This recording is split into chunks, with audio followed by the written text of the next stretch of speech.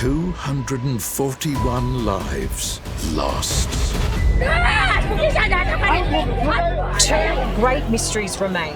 Why did the plane come crashing down, and how did one man, and one man alone, manage to survive? Now, the miracle man tells the world how it happened. It is painful, mentally, physically. What is it that the world needs to know? I need help.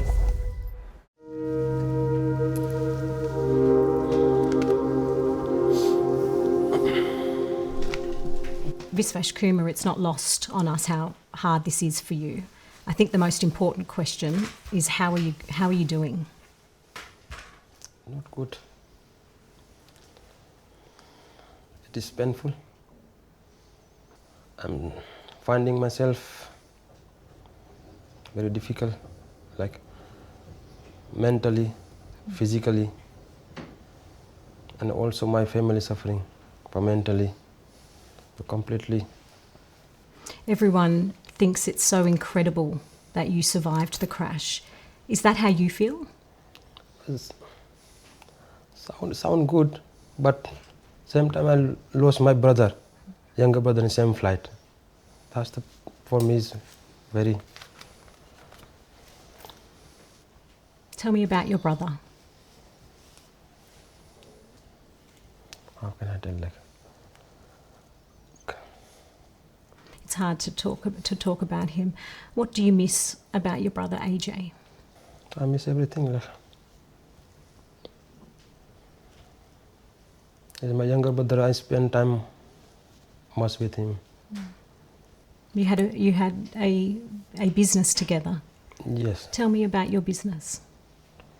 I'm doing a fish business in India. But after this tragedy, business going down completely. How did your world change that day?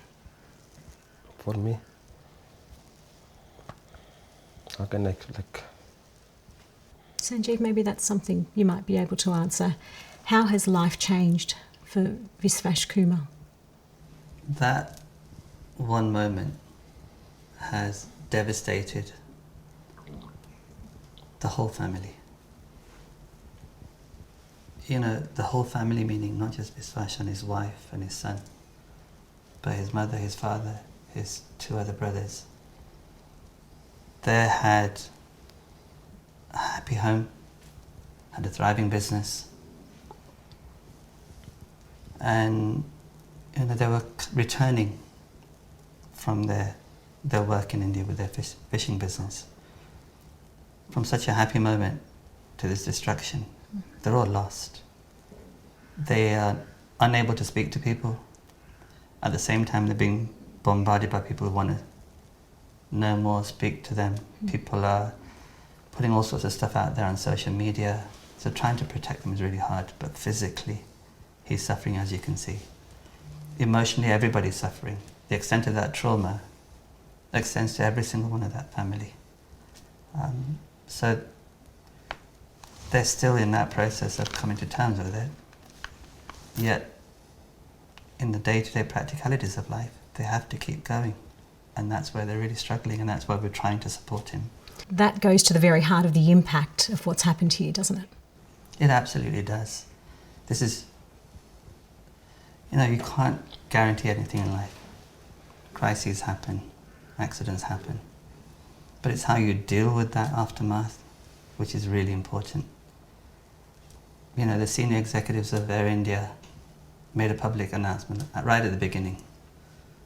We will look after those families who are victims. But in practice, what does that mean? People don't know this. In practice, the machinery has been unknown faces, emails, papers being put in front of people to sign. No understanding of what that means. How are these families coping in terms of day to day? Vishwas's family is broken. He sits there alone all day. What do your days look like now? I'm staying alone in my room. I'm not talking properly with my son. I'm not spending time with my family, like my wife and son. I live alone in my room. It's too hard for me. It's too difficult. Yes, How your life can change. everything is changing after this tragedy. I never thinking before that, like, When you think back to that day, I only have a couple of questions about that day. What do you remember in the moments before the crash? it is painful. Because it is painful to speak about that. He has to live with flashbacks. He can't sleep. He can't talk about it. Even bringing him out here today, it's been done reluctantly because we have to do it to try and get him the help he needs. It's not even something the family could talk about with him, with each other even. So it's just pushed to the back of their minds because it's too painful at the moment to even think about. Let's not talk about that then. Let's talk about the moment that the surviving part of that day for you. How did you get out of the wreckage? I don't know. I think it's the same thing, Dimity. With my long experience of dealing with victims of disasters, trying to relive, we understand why you asked the question. We all want to know the answer to that question, but what happens to the human brain in these circumstances is to not protective. That's okay. It shuts down. So for him, you know, if I don't know, if I had a minor car crash, I might jump out and tell you what happened. It's what we're seeing here is classic complex post-traumatic stress disorder where the brain, from a protective point of view, doesn't even want to go there. Okay. The first moment you hug your wife and son again, what was that like?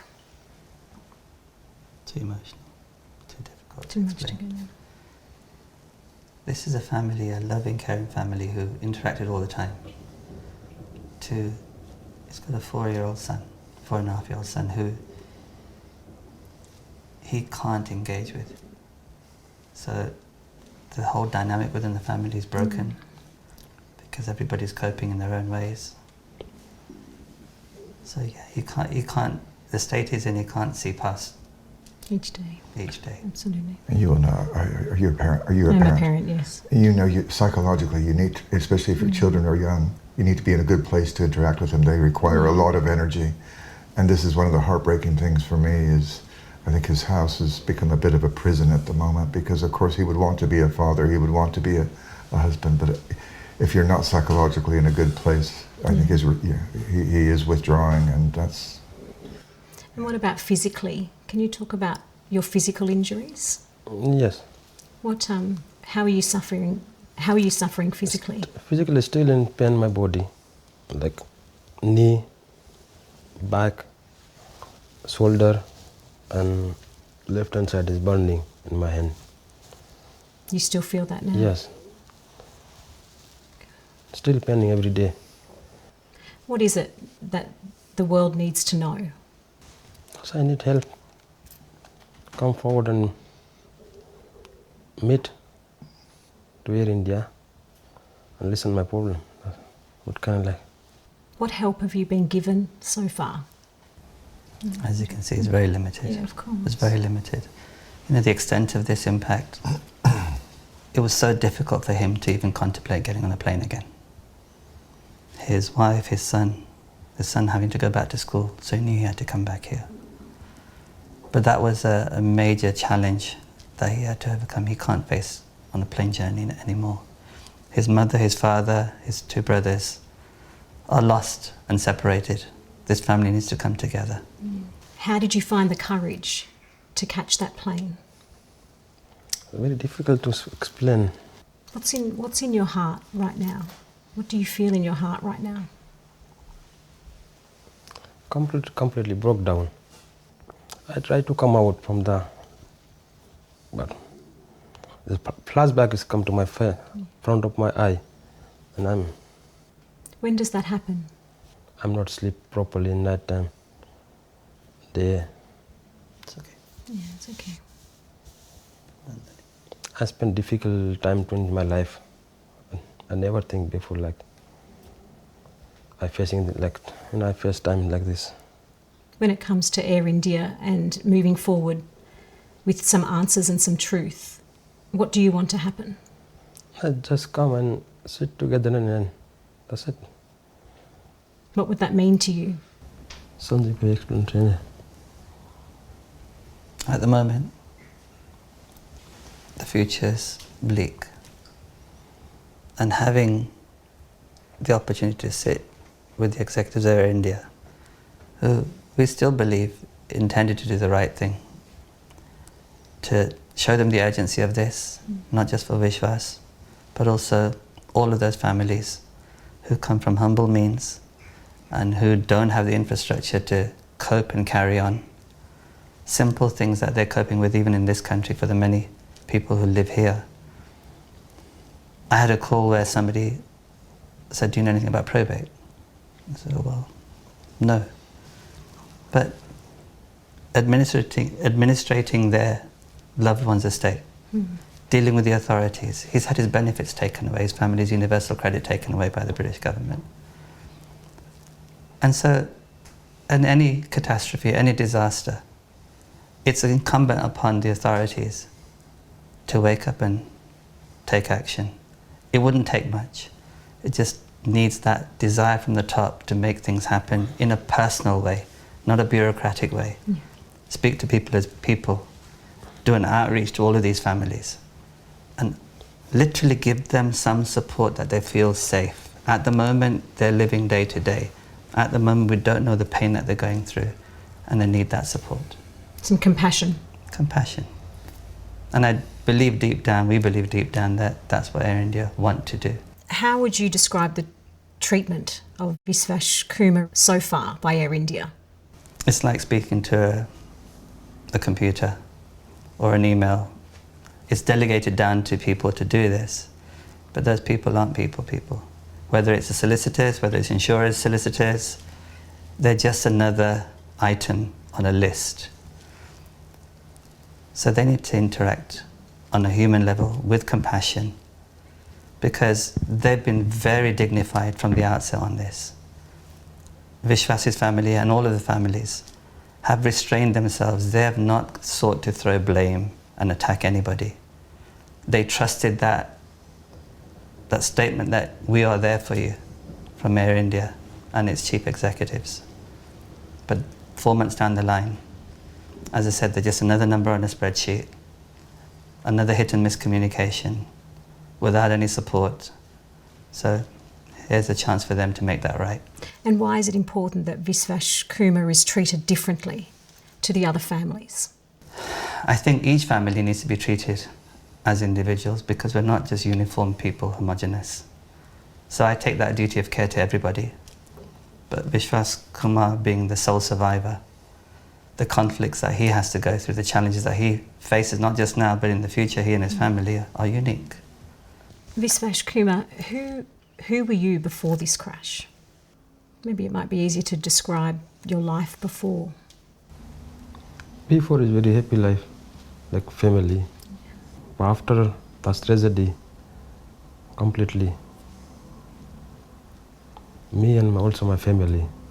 My mother always sitting in front of my brother picture, is just crying and thinking about my brother. I went to your village and I saw your parents and I saw the pain in their eyes and how this is affecting your family. My whole family is broke down. What do Air India need to do for you and your family? Before I said, like, come and meet. What is it that you want from Air India? Well, I think we can all see how severe this situation is, and the crisis, not that Vishwas is in personally, but as he said, both here in the UK and in India, people are suffering. And my question to Air India is, where is the humanity? And as Sanjeev said, I think at a certain level, I'm sure they care deeply about what's happened. They would want to put things right, but that isn't translating into the support that these poor victims need. The first thing any good leader does is, when things go wrong, in such a extensive way as it did here, is to sit down with the victims so that they can hear firsthand what your viewers are now hearing about. How can you put things right if you yourself aren't listening? You come as the leader and hear his story, and then you can deploy your resources accordingly. But don't drop it down to junior levels right from the start, which is what's happening, because it just isn't translating into action. So that's our first request, is to just come and listen, because then we can work together. We come in peace. We don't want to take a adversarial approach with Air India. These are beautiful, peace-loving people. They don't want a war with Air India. They just want help. So please come and meet with us and listen. And then we can work together to build up what I call a welfare package. And that will be different for each family. In this case, there's an immediate urgent need for intensive psychiatric treatment, as you can probably tell. They need to arrange that, and they need to pay for that. But we're 4 months on from this crash, and it hasn't happened in any meaningful way. So each day that passes, as he sits in his bedroom, not able to interact with his family, he's clearly got complex post-traumatic stress disorder and depression. I don't think you need to be a psychiatrist to work that out. But each day it bakes in more and more and more. So this is just getting worse. So, but we've also got practical problems. His young son is just starting to go to school. There are practical arrangements getting to school and back. He can't even leave the house at the moment. He can't go and do shopping. So you might do something as simple as arrange for taxis, or simple little things, through to the medical things, through to the financial things. And this family were dependent on a fishing business, which Vishwas Kumar and his brother, who died, Ajay, were running together. That business has completely disappeared after the crash. So this family, their income has dried up. So from the practical things, like maybe helping just at home, through to the medical, through the financial, if only the leader would come and meet with us, I think a lot of good could be done. And that's my question, is where is the humanity? At the moment, he is a number on a spreadsheet. And that's the last thing this amazing, well, he wouldn't want to be called amazing, but we think he's amazing. That's the last thing that he is. He's a human being who's suffering beyond anything that we can imagine. And they hold all the tools to help him. But this isn't going to happen or via email or via lawyers. The chief executive has to come and meet with us so that he can help us help him. Why do you think that hasn't happened? The simple answer is we don't know. I think, again, these people are amazing. You and I would be really angry. I don't think they're angry. I think they just want help. Why it's not happening, I think, is because the arrangements with Air India in these circumstances are that they have insurers who will pay for claims, but it'll be those insurers who then appoint lawyers to handle those claims. So I think we have lawyers, one or two removed from the chief executive of Air India. They're trying to deal with it as if, as I say, he's a number on a spreadsheet. And so I think there's logistical problems at their end. And I often say lawyers can be helpful at times, but they can also get in the way. And I would encourage them to maybe put their lawyers to one side for the moment and come and help us fix these problems. Like you say, it's hard when lawyers and legal proceedings get in the way, when at the heart of this story are humans that just want help. Humans, beautiful humans, not like you and I, and want heads to roll. They're not talking about accountability or justice, things that maybe you and I would be saying right from the start, getting angry. They just want help. And many of the people that I've spoken to really just want to move on. They've accepted their fate, what's happened to their families, and they just want to move on. And I mean, that's very emotional and touching for me, because I'm not used to dealing with people like that. I'm used to dealing with people who want answers, who want accountability. These people, as I say, come in peace. But this gentleman in particular and his family all the families need, as Sanjeev says, need individual support. Nobody's ever been through what he's been through on this planet, ever. He is the sole survivor of a major airline disaster. That has never happened before. There's no precedent for this. We can't even begin to understand what he's going through. If ever you were going to take a bespoke arrangement to a disaster and put the lawyers to one side, this is the moment, this is the case, Air India.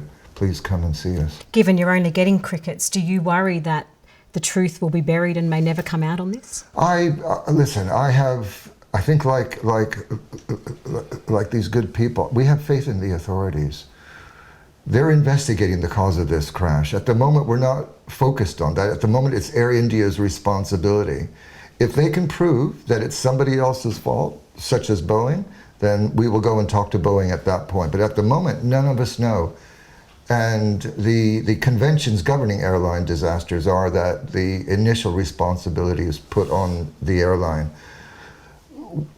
We're not even thinking about what caused the crash at the moment. We are in a desperate state. We're in a desperate fight to stay alive.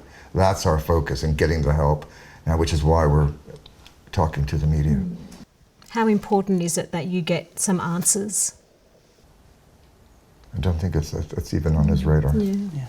Or a message to Air India? I think he's given that message, come and meet me. Come and meet me. I think that's his message. It's very simple. I think you can see this is done reluctantly. This is done, again, with the human compassion, saying, take responsibility. Perhaps it's gone wrong in how you've executed it. We're sharing this so people understand. Vishwas needs his privacy, and that's what we've tried to give him, and would urge the world's media and those around in society just to respect that, because the trauma of going through this and the healing process is long, and this is not the time to go through all of that and get them to replay every single day, every single moment. This is really hard for him to do. Really hard. So, we appreciate the support that we have. We're trying to do our best, and we're hopeful. So we're hoping when the Chief Executive of Air India hears this, he'll be willing to meet across the table and work this out.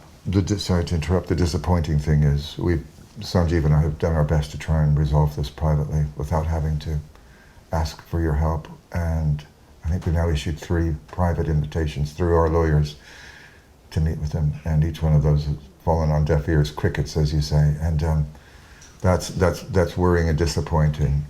We wish we didn't have to do this. I think we both feel guilty that we've had to take this step, but we hope that some good comes from it now. I'm an eternal optimist, and maybe lawyers have said to the Chief Executive to not meet with us. I would encourage him to. What has Air India offered so far So in terms of help? it's not right to say they've done nothing. So they have, to all the families, all the victims, offered £21,500 as an interim payment, not the final payment, as an interim payment.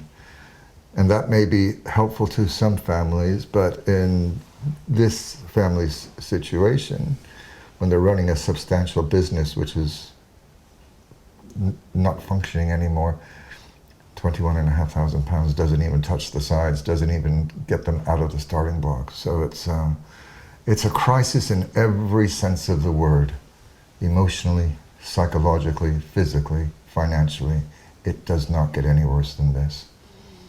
I know it's hard to, it's one foot in front of the other for you, isn't it, each day? It's too hard for me speaking.